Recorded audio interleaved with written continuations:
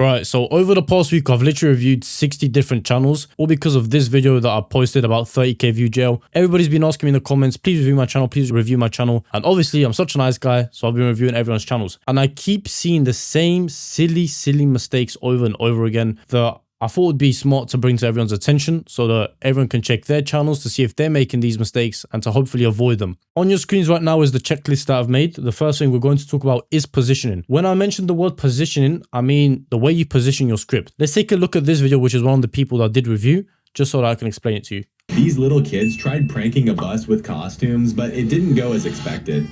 So take a look at how long that intro was. That's a 5-second intro.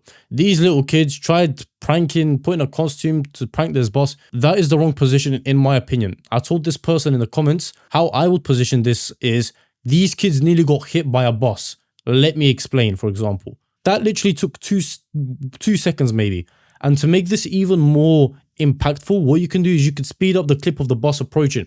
So it looks like it's about to actually hit the kids. And therefore you have an amazing hook. And this video maybe would have been pushed out more. It would have got a bigger swipe rate. I'm not sure exactly how much the swipe rate was on this video, but it's very important the way you position your script, because there's a big difference between me saying someone nearly died or these kids put a costume on to prank the bus driver, but nothing actually happened, you know? So that is the first thing I wanted to talk about. It is very important the way you position and the perspective you put on your script, because it sets the tone for the rest of the video. Right, let's take a look at the next one, which is quality of videos. You guys need to understand that most people view the shorts on their phone. Like at least 70-80% of the people watch shorts on their phones. So you may not be able to see it here on my screen currently, but most of you have actually really bad resolution in terms of videos. So if you take a look at this video, looks good, but you can see, look at this, super choppy, super bad resolution. Now, the way you can get around this is you can use an upscaler. You can use an upscaler, an AI upscaler if you wanted to. You can download them on your computer. There's lots of free ones that you can use. I use DaVinci Resolve. In DaVinci Resolve, there's a built-in free one. But it's very important for you to have a good resolution at the start of the video, because if you don't, and I scroll on that video and I see that blurry resolution, do you think I'm going to spend the time to watch that video? No, because subconsciously, and it's not because I'm a dickhead, but subconsciously, I just think to myself, wow, this doesn't really look good. So there's no point in me really watching it. So it's very important you have a good resolution. Now this person, he had a good resolution at the start here, and you can clearly tell this has been upscaled. So they've been using an AI upscaler, as I just said. And you can tell because I forgot what this guy is called, but his face is deformed a little bit. So you can tell this has been upscaled with an AI upscaler. So this is the second thing that I wanted to talk about. It is very important that at the start of your video, there is no like blurry stuff going on, no bad resolution, no bad quality videos, nice, clean, crisp videos. Which actually brings me on to the next thing, which I'm actually going to put right here. And that is the visual appearance of your video. If you take a look at this guy's video on my screen right now, it looks so bright, so saturated, and that is really good. That is really good because he's making these type of edits. These type of edits, they need to be bright and saturated, because if these were not as colorful as they are, they wouldn't catch the person's eye. Now, what can you do? Use your brain. You can implement this into your normal videos as well. As an example, the one we literally just looked, this video, this is clearly color graded. You can see it's like a little bit brighter than usual. It's not as dim. There's not really any dark shadows. This video especially, you can tell it's like brighter than usual. So why is this important? I'll tell you why. Like I said a second ago, when we scroll on a video, before we even hear the script, before we hear the music, before we see the captions, the first thing we look at is the visual. Is it blurry? No, it's not blurry. Is it a good resolution? It's a good resolution. So we're subconsciously ticking these little checkboxes in our brain on whether or not we should continue watching this video. And one of those checkboxes is color. If I was to record a video in the dark and you couldn't see shit, and then I posted that video on YouTube Shorts and you were to scroll on it, you'd probably think, man, I can't see shit. I'm not watching this video. And that's normal, right? Now, the brighter the video and the more colorful it is, the more likely it is to grab someone's attention. Now, I'm not saying you go into the settings and just put everything up to max, but just add a little bit of touch, a little bit of finesse, make the video a little bit brighter, a little bit more colorful to try and grab the audience's attention more in those first few milliseconds that you watch the video. All right, let's look at the next thing here, and that is bad thumbnails. I've had a lot of you guys in the Discord, especially with ranking channels, ranking niches. I stressed this out in the very first video I made on this channel. Thumbnails are extremely important. I have videos on the first channel, on the first video that I showed, that have 95% swipe rate, and that is because they were recommended to the audience through thumbnails. So they were recommended through thumbnails on the homepage instead of on the shorts feed. That they were 90% recommended on the homepage.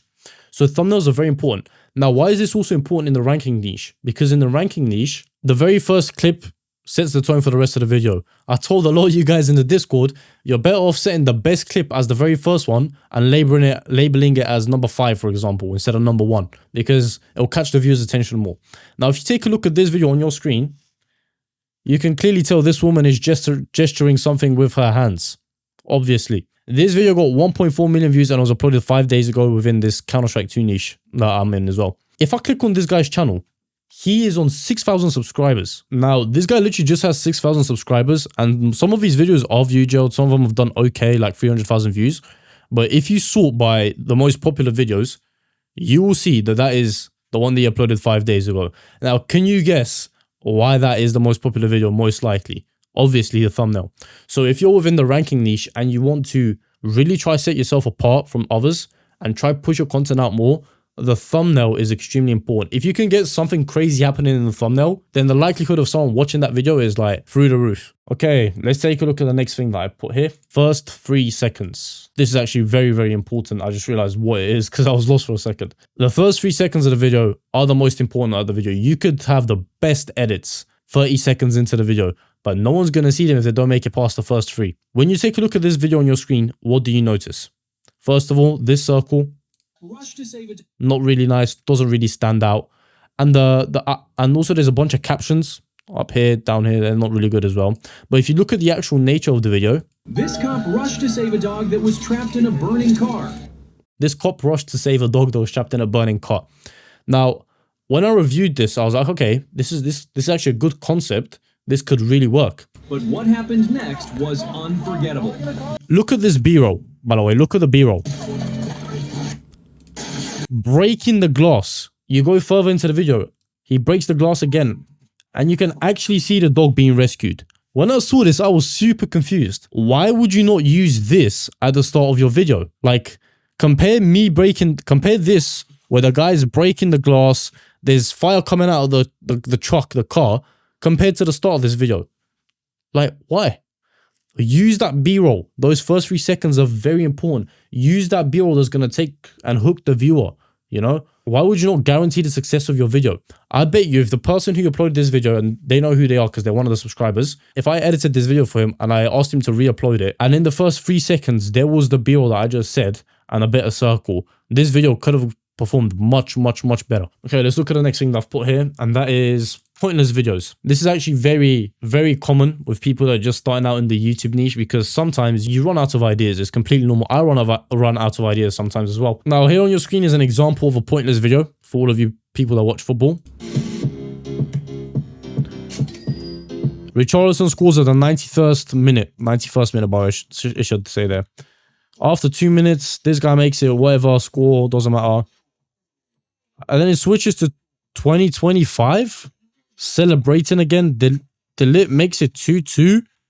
Poor Richarlison. What the fuck is, like, what is going on? We just went from 2024 to 2025, and now we're saying poor Richarlison on the screen. What was the point of that video? What did I just watch? I just wasted my time. So make the video count.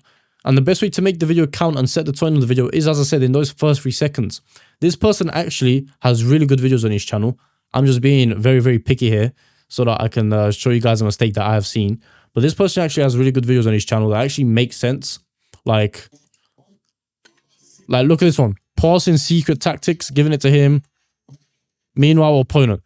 That's interesting, right? I could see like little kids watching that and having a little giggle. But you can see there was actually some sort of point in this video compared to the other one. I just watched the video and I didn't gain nothing from it. Right, we're approaching the last 2 ones here. Switching niches too quickly or doing too many niches. Guys, listen, if you do not post at least 60 videos on your current niche, then you shouldn't even be considering switching niches. If you're currently in 30k view jail and most of your videos are hitting above 20k, 20, 30k, are hitting between that 20, 30k, you should continue posting, because there's only this little bit that's left from setting you apart. There's only some small things that you need to do to set you apart. An example of this is this person's channel. He has a short here, laziest way to make money online. Do not copy and paste answers from ChatGPT. Then you got Chess Mobile. Then you got hidden microphones. Then you got Valorant. Then you come down a little bit more. And now we're looking at passwords. Your phone can predict the future. You got to stick to one thing, all right? You got to stick to one thing here. You can't do all of these things. You got to choose, what am I going to do? Am I going to do Windows tips? Am I going to do chess gameplay? Am I going to do like interesting videos about whether or not the phone can predict the future? You got to stick with one thing, because if you think about it, you guys watching this video, the ones that have subscribed, you subscribe to my channel because you like what I have to say. Now imagine tomorrow I come on this channel and I post gambling content. You're going to be like, what? This guy was literally talking about YouTube the other day. Now he's posting gambling content. What's going on? Don't know how to feel about this. I'm going to unsubscribe, because it just doesn't make sense. You know, try keep it similar. Don't go and do all these different things. Try stick with one concept and see if that works for you. And then the last thing that I want to talk about is that there's always something to improve on. And that is true. There's always something you can make better about a video. By the way, I love this guy's content. It's motivational content, but I just want to use him as an example because he does more simple videos to show that you can always make the videos a little bit better. First thing I'm going to start off with, these black bars at the top. You can fill the screen up with your face. It will look much better. It will grab people's attention more as well. You don't have to fill up the whole way. You could fill up to like maybe up to here where my cursor is right now. Doesn't have to be all the way up, but more, you know. Next thing, the captions. Fear of not doing the thing has to be greater than your fear of doing the thing. Right, the caption. You can make those captions stand out. You can put caps lock in these captions. You can put speech marks so people know it's an actual quote. You can add outlines. You can add shadows. On top of this, most of the time when I see these type of motivational edits, they do start with someone speaking face first to the camera, and then they start playing B-roll. So for example, B-roll of like the Crusades or something, or B-roll of like sword fights to motivate people even more. Because these type of motivational videos, they're meant to put you in a loop, right? A motivational loop to make you want to watch more, to make you feel motivated. If I speak to you like this to the camera, you might not feel very motivated, especially if you're on YouTube Shorts. You could always make it a little better. You can add B-roll, very cool, like fight scenes or whatever, then back to you. You say something important, back to something else. So you can always make it a little bit better. Your fear of regret, your fear of inaction, your fear of... Also very important to keep the audio levels up high so that people can actually hear you behind the music. You know, the music shouldn't be taking up the whole idea of the short. Your voice should be. What you can also do here, you can quote people that are famous. If I hear a quote from someone who's successful, I'm more likely to listen to it. Why? Because they're successful. Whereas if I hear a quote from a homeless person, I'm less likely to listen to it. Why? Because he's homeless. So it's like a homeless person trying to teach me how to make money. How does that make sense? Because it doesn't.